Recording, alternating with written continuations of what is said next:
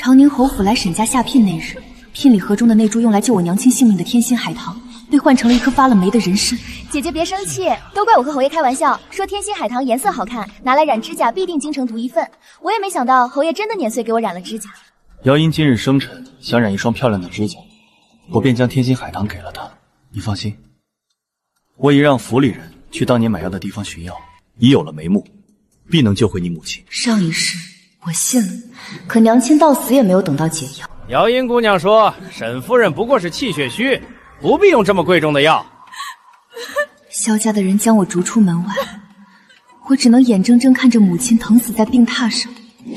既然聘礼没了，那婚约取消吧。这一世，我绝不会重蹈覆辙。聘礼盒打开时，满堂宾客都伸过头来，想看看侯府聘礼天心海棠长什么样。结果，聘礼盒子里装着一截发霉的人参，参须尽断，风一吹，轻飘飘的参须落了地。这是怎么回事？天心海棠呢？啊，怎么聘礼成了发霉的人参？长宁侯府怎么会出这样的差错？当初说好求娶沈家嫡女，沈家赔价10万雪花银，萧家答应聘礼是那株天心海棠，怎么到下聘就变卦了？娘亲病重，我们沈家重金寻一味天心海棠的药引。长宁侯府得知后，让萧渊上门拜访，目的是求娶我，说真心爱我。而天心海棠作为聘礼，父亲感激侯府，许诺嫁妆10万两。这10万两够填完侯府的亏空，也够他们侯府这辈子锦衣玉食。可到了下聘这日，天心海棠却被换成了发霉的人参。姐姐别生气，都怪瑶青不懂事，看着天心海棠颜色好，想看看染在指甲上是不是一样漂亮。我只是随口一提，没想到侯爷当了真的年岁给我染了指甲。承欢，姚音小孩子脾气，她就是爱漂亮。今日是她生辰，我便将海棠给她染了指甲。不过你放心，我已让府里人去当年买药的地方寻药，已有了眉目，必能救回你母亲。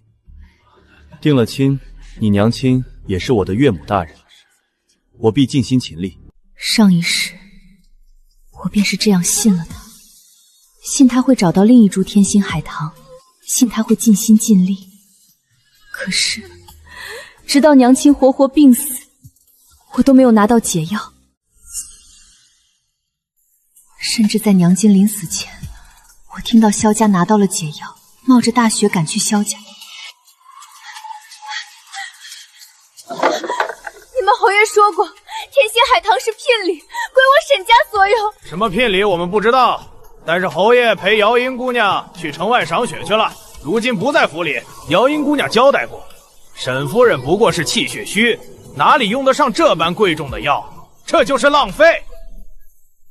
沈家虽然有钱，却也不能浪费这种救命的药，以后还有别的用处。说完将我轰出门去。我娘快不行了，求你们给我解药，我愿意付银子。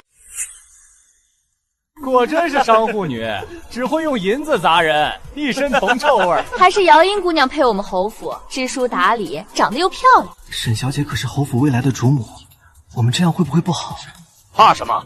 反正侯爷说了，侯府的事姚英姑娘可以做主，她说了不能给药，就是不能给。等我丫头哭着去找我时，我已冻得快将死过去。小姐快回府吧，夫人不行了。等我赶回府，娘亲已经去了，连我最后一面都未见到。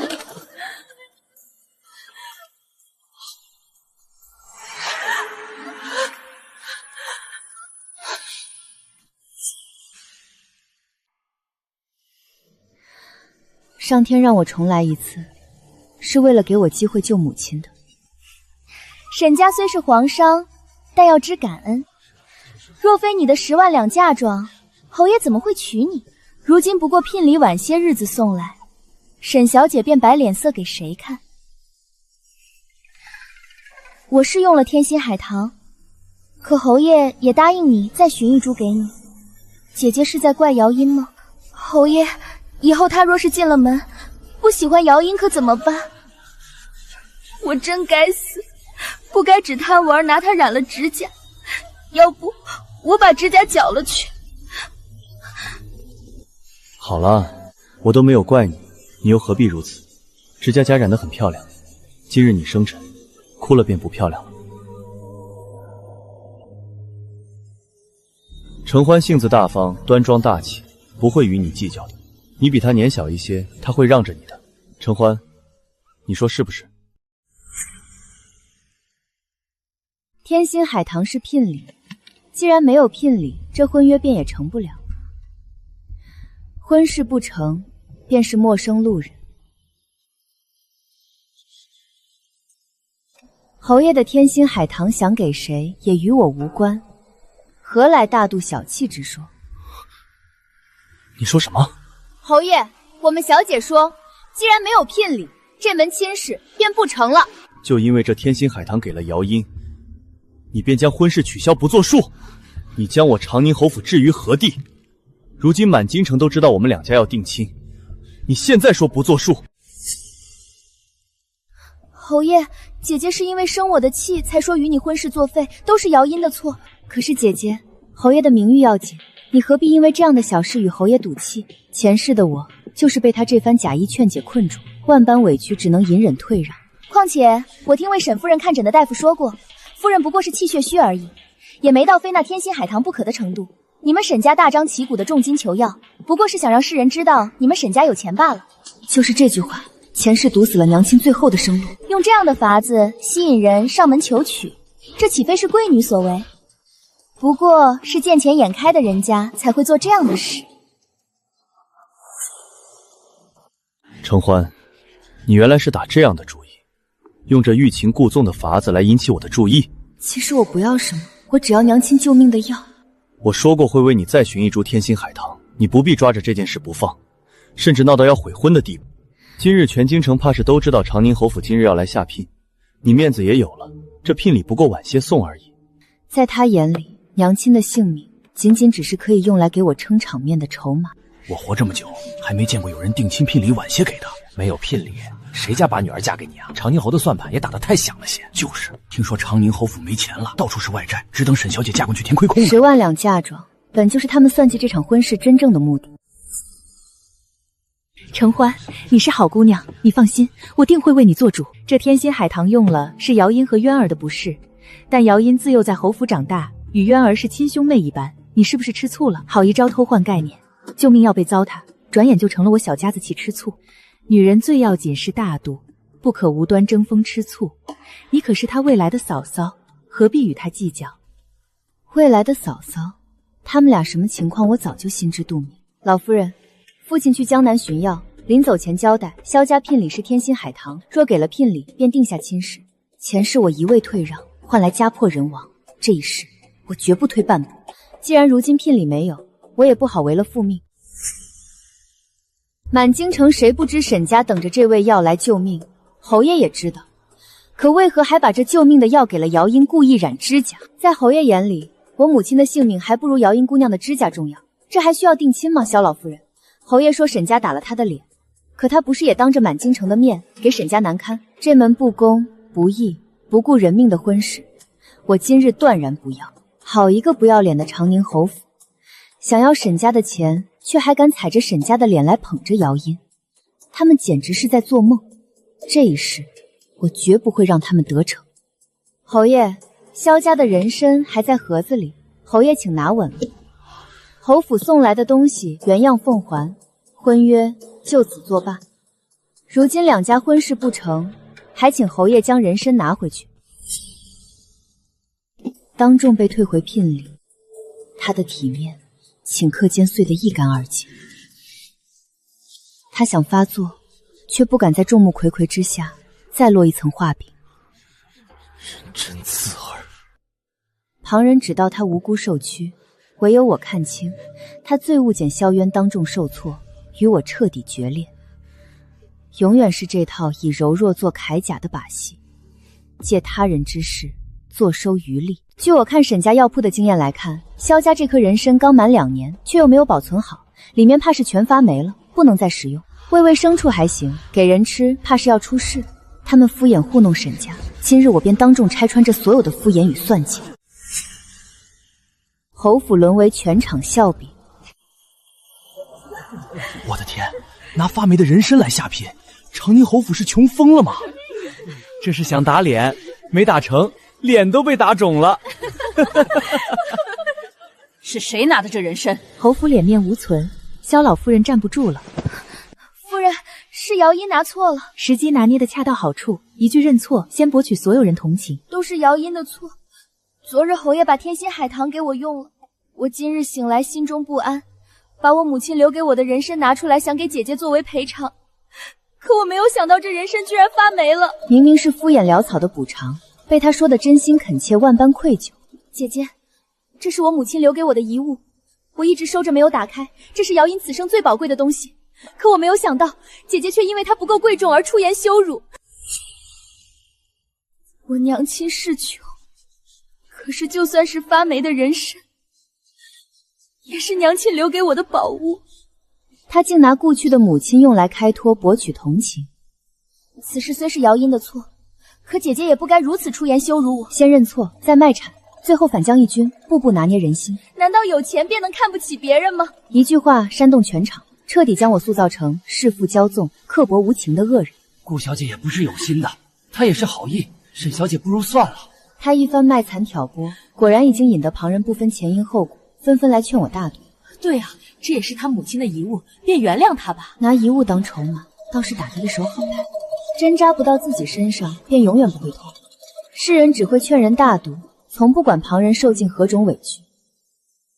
顾小姐，这是你母亲的遗物，既然她博同情，那么我就当众拆穿她。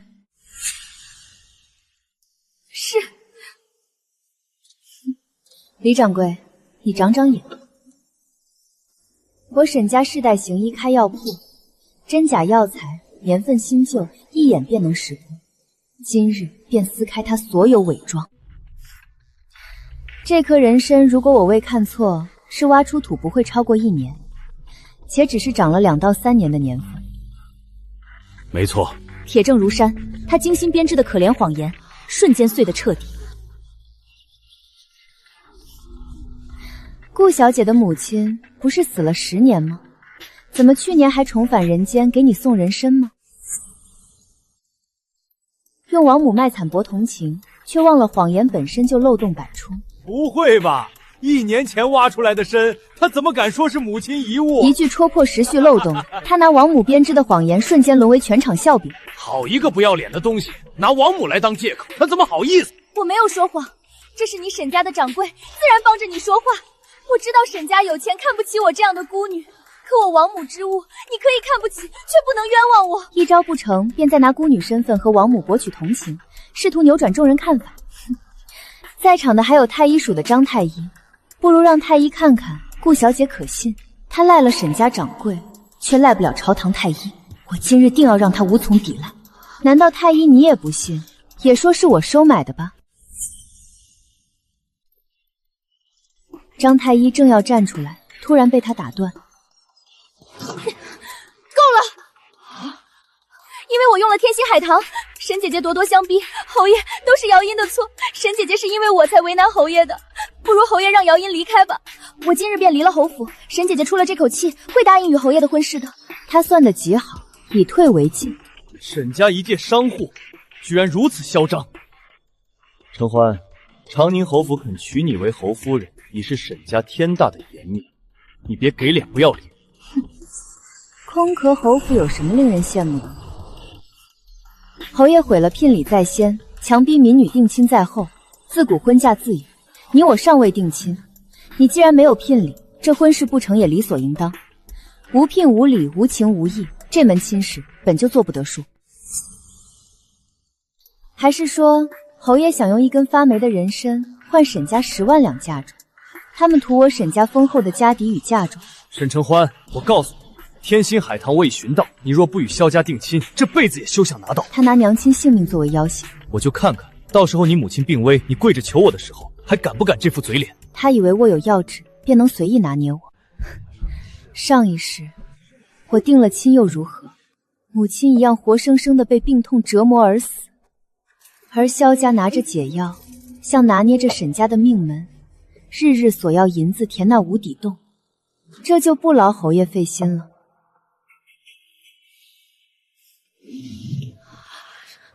我和侯爷的婚事就此作罢。沈承欢，你可别后悔。不等我开口，身后传来熟悉的声音：“我的病不会卖女儿来换。承欢，这门亲事咱们不要了。”母亲的声音让我红了眼睛。她被嬷嬷扶着，忍着病痛，虚弱地站在了花厅外。我眼泪瞬间涌出。母亲特意穿着喜庆的衣裙，还抹了粉遮掩了病容，只想着在我的定亲礼上出现，给我做足面子，却没想到看到这不堪的一幕。上一世，母亲一直卧床不起，我已经很久没有见过她站在众人面前了。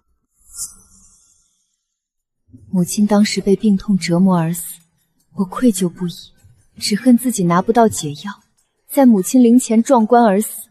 而赶回来的父亲见状，急痛攻心，吐血而亡。沈家的钱全落在了萧渊这个沈家未来姑爷的身上，他以侯爷之位夺得沈家家财，从此让长宁侯府一跃成为京中顶级权贵，而我们一家则成了他的垫脚石。娘亲，你怎么起身了？没想到娘亲强撑病体出来，站在我这一面。侯爷，父母之命，媒妁之言，我是沈家的主母，我告诉你，这门亲沈家不要了。你们沈家可别后悔。我母亲出面，彻底打破了他们的幻想。萧渊说完，扶着萧老夫人和姚音，带着萧家人终于离开了沈家。上一世，我死后看着萧渊与姚音在我灵位说笑，从他们说话间得知了另一株天星海棠的下落。长宁侯府用一颗发霉的人参做聘礼求娶沈家小姐的事，在京城传得满城风雨。一时之间，京城中流言四起，有人说我不识抬举，也有人说长宁侯府实在过分，想用侯府之事压沈家，想夺沈家10万两雪花银。正值长公主府设宴，便邀京城夫人和贵女，沈家也收到了请柬。我到长公主府时，宾客盈门，热闹至极。沈姐姐怎么也来了？今日是贵人们的聚会，沈姐姐，你也该明白你自己的身份。你不过一个皇商之女，怎么进的长公主府？不会又是用银钱收买了什么下人，偷摸进来的吧？旁边的人都看了过来。我是沈家大小姐，拿的是长公主府的请柬，为何来不得？顾小姐一个孤女都能来，是用谁的帖子？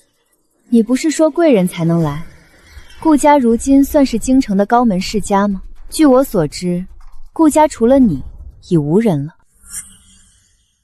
好利的一张嘴，可惜啊，侯爷最不喜欢你这样满身铜翠的女子。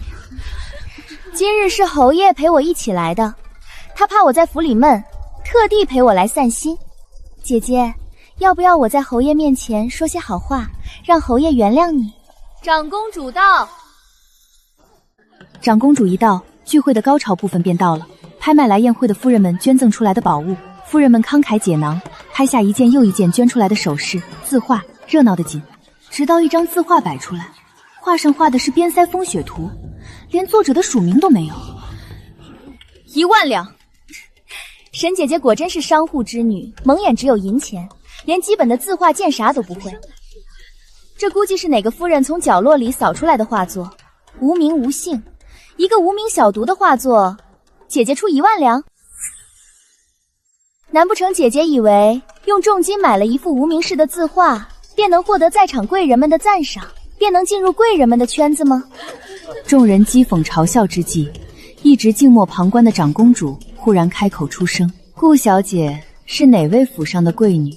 她以为长公主是有意抬举自己，瞬间喜不自得，迫不及待亮出自己与长宁侯的关系。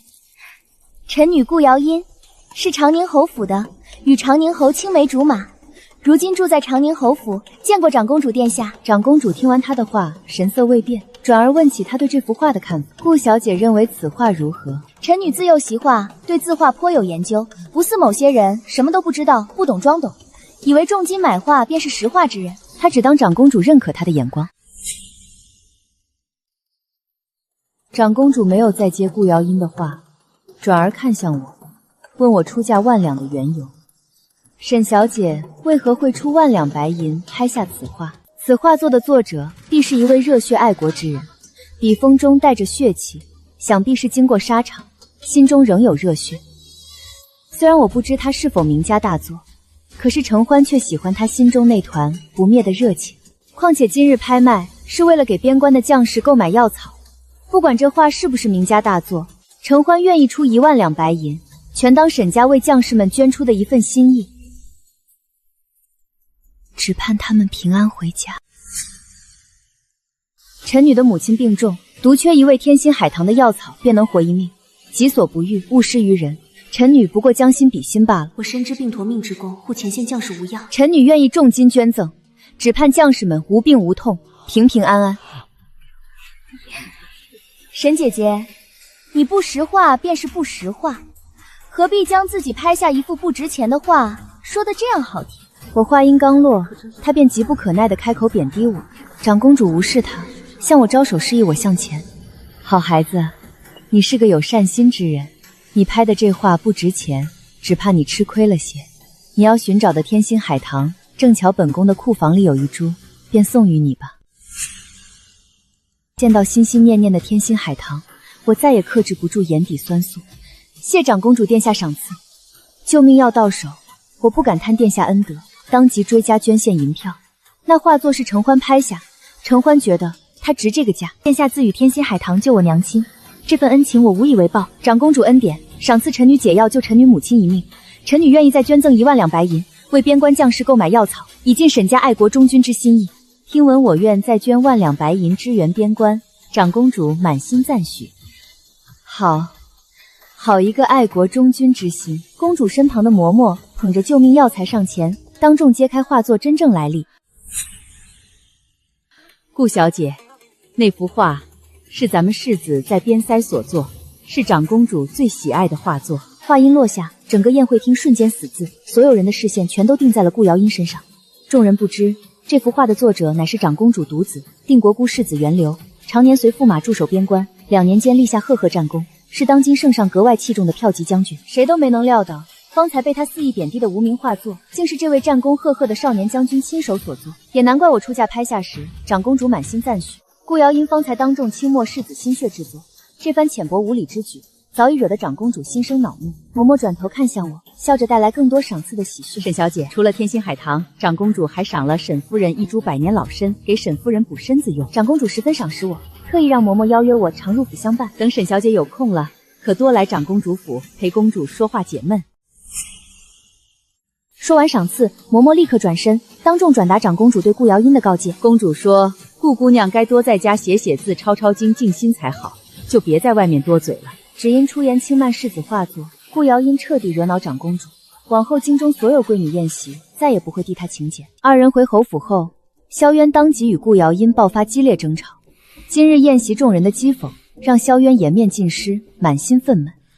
我在席间被人嘲笑，说我们府中无名无分养着你，引人笑话。一旁的萧老夫人同样满心不满，开口斥责顾瑶英闯下大祸。如今京城的世家设宴，连帖子都不下给咱们家，简直丢脸至极。最让他难以容忍的是顾瑶英当众冒犯长公主与世子，而你居然还敢在公主府大言不惭，对世子画作轻慢不已。你怎么敢在外面胡言乱语，如此无状？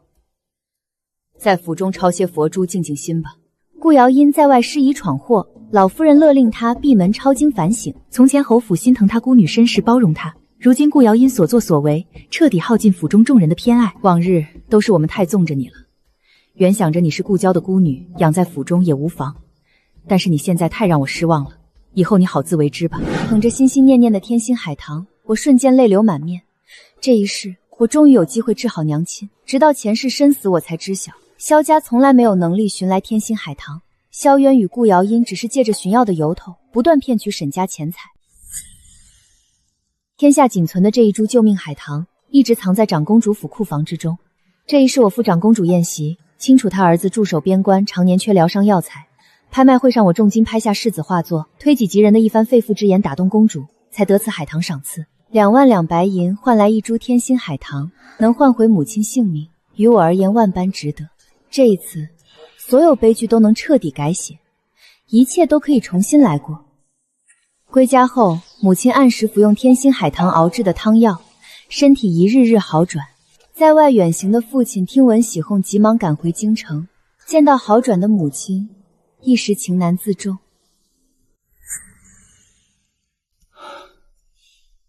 多亏了承欢，救了你母亲一命，好孩子。父亲突然想起长宁侯府下聘当日欺辱我的事情，父亲满心愧疚。只是下聘那日委屈了你，我万万没想到长宁侯竟然是这样的人，用一株发霉的人参来下聘。我轻轻抱住母亲，宽慰她不必再为之前的事事烦心。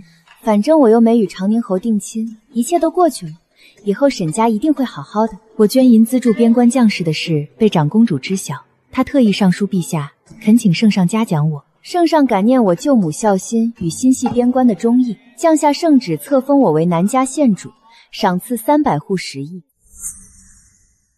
第2日清早，宫中传旨太监便专程抵达神府，宣读册封圣旨。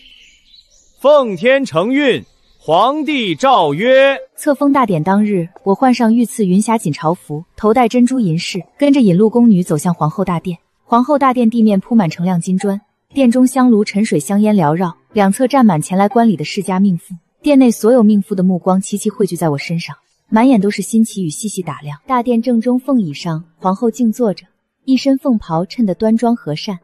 内侍捧着盛放献主冠冕的鎏金托盘上前，珠冠华贵夺目。皇后亲自走下凤椅，亲手为我戴上象征献主身份的珠冠，轻声出言勉励：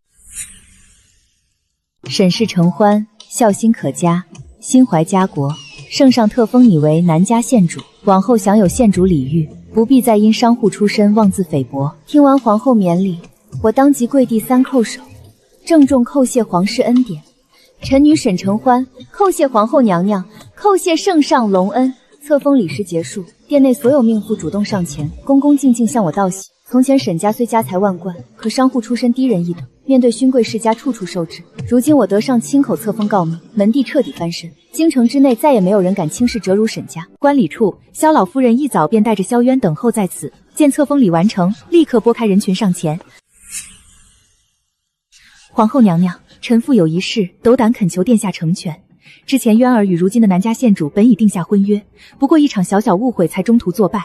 如今县主蒙受圣恩册封，臣妇斗胆求皇后殿下下一道赐婚圣旨，重续渊儿与县主的姻缘，成全一对有情人。他妄图借皇后旨立下萧渊与我重续旧约。跪在角落的顾瑶音听完萧老夫人的请求，心底妒火瞬间翻涌。她死死盯着一身荣光立于皇后身侧的我，满心都是不甘，恨不得取而代之。南家县主，萧夫人所言是否属实？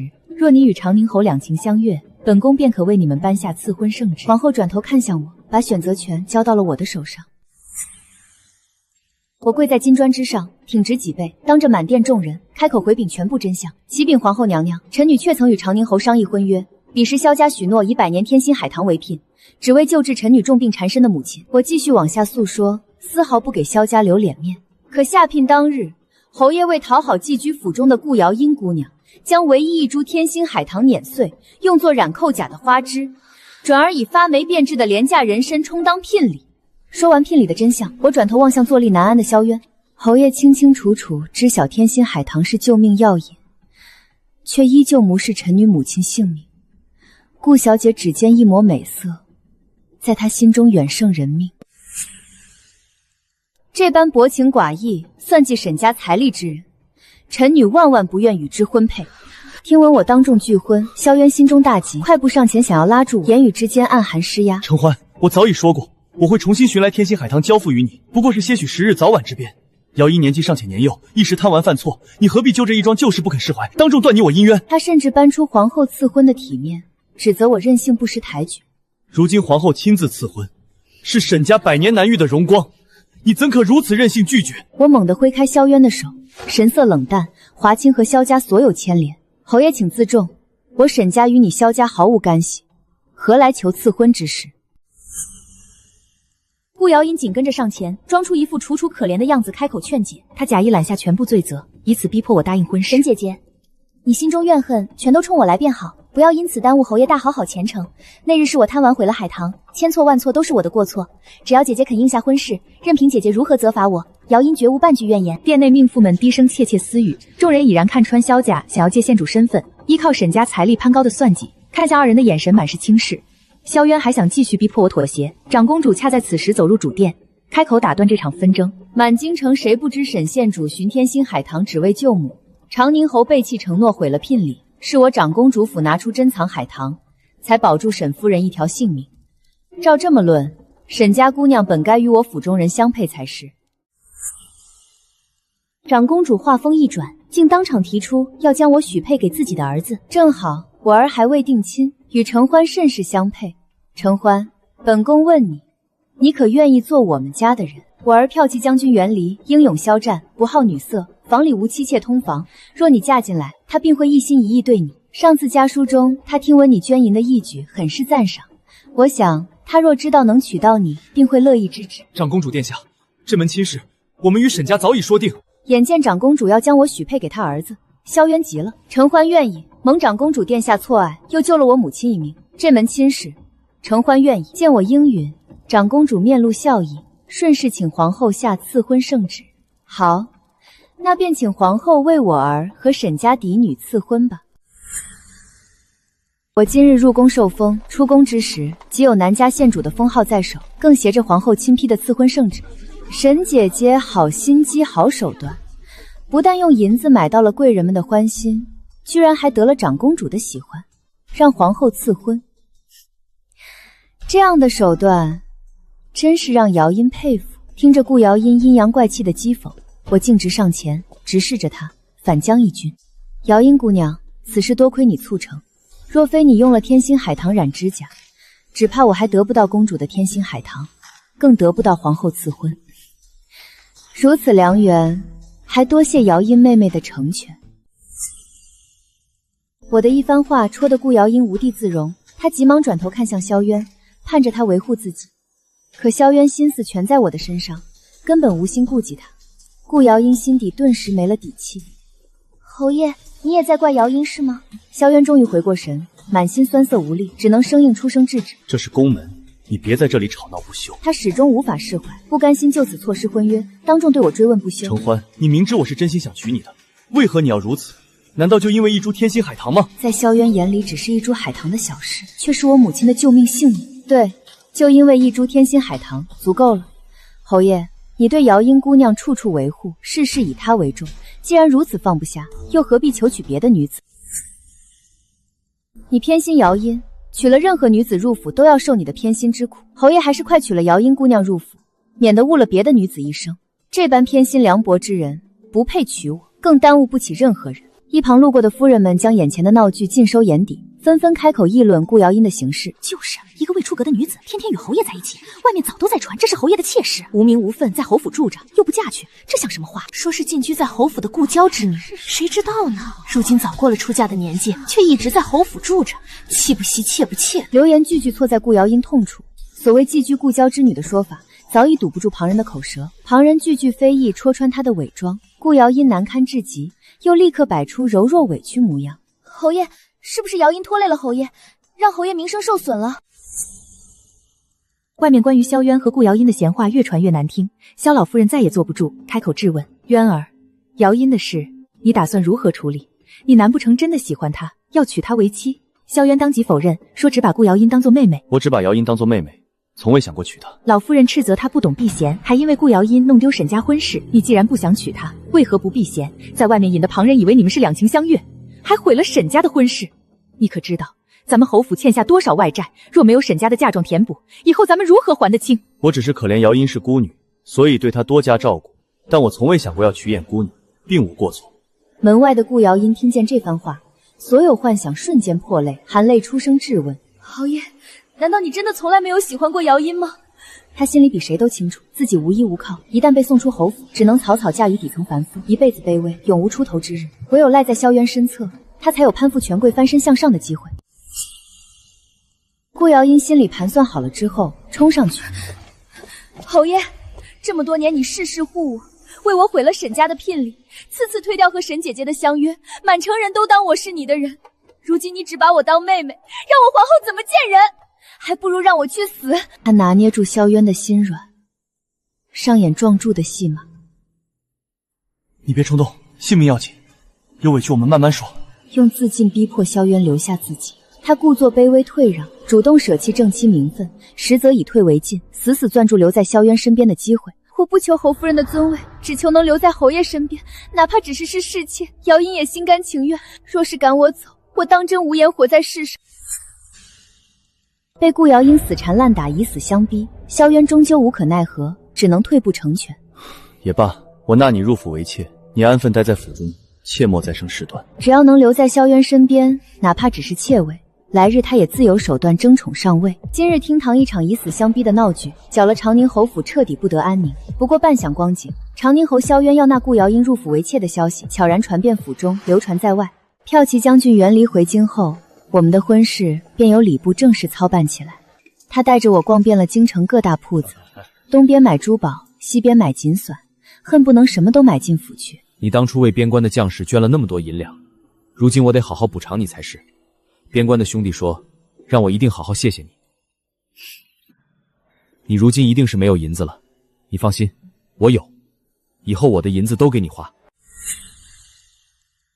我看着他这副样子，忍不住笑了。他怕是不清楚皇上沈家到底有多少银子，可他这份真心诚意，我很喜欢。每日欢欢喜喜跟他出来，高高兴兴回府，安心待嫁。出嫁前，袁离陪我入宫谢恩，却不巧撞见了萧渊。他正跪在御书房外，镇南将军暴跳如雷，要皇上为女儿做主和离。宠妾灭妻，害我孩儿失了嫡子。今日老夫见是跪死在这儿，也要请皇上做主，准我女儿和离。原来前不久，他刚娶了镇南将军之女柳氏为正妻，成婚才2个月，柳氏刚有了身孕，就被妾室顾瑶英盯上了。一碗下了药的甜汤下肚，好好的身孕就这么没了。钱是他欠我的，如今自有旁人替我一笔笔讨回来。查来查去，最终在顾瑶英房中搜出了掺了红花的落胎药。侯爷，我不知道，我只是害怕她有了身孕，你便忘了我，再也不理会我了。瑶英也是害怕失去我而已，不如算了吧，以后我们还会有孩子的。柳家人怎么忍得下这口气？第二日一早，将军府的人便打上了门。柳氏顶着小产的身子，亲手给顾瑶英灌下了一整壶红花汤，随后便请父亲进宫念圣请旨，只求一纸和离书。言官弹劾长宁侯的折子如雪片般递进宫来，字字直指他德行有失，不配侯位。奉天承皇帝诏曰：长宁侯萧渊德行有失，宠妾灭妻，着夺其封号，允柳氏和离，发配青州为守城兵卒，永世不得返京。煊赫一时的长宁侯府，一夜之间便在京城销声匿迹。好好的侯府做没了，宠妾灭妻的下场真是活该。日子久了，便再也没人提起长宁侯府，仿佛他从未在京城存在过。年关刚过，大地回春，我的婚期终是到了。以后每一日，承欢都要开心，终日长开颜。母亲放心，女儿必定常开颜。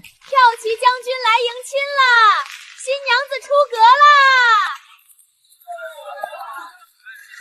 啦！前世所有的苦都已落幕，这一时，我终是等来了属于我的圆满。